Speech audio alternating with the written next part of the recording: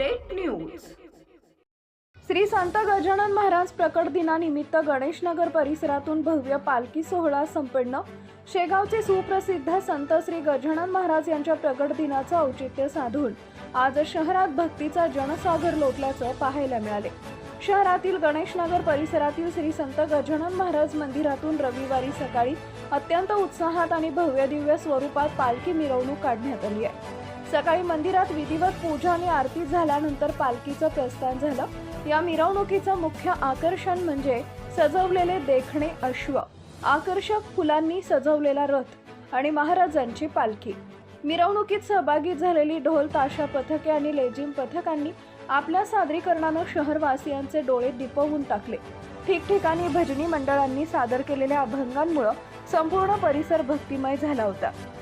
स्थानिक नागरिकांनी ठिकठिकाणी पालखीचं दर्शन घेतलं आणि रांगोळ्या काढून मिरवणुकीचं स्वागत केले। शिस्तबद्ध नियोजन आणि भक्तांची अलोट गर्दी यामुळे या सोहळ्यानं संपूर्ण शहराचं लक्ष वेधून घेतले।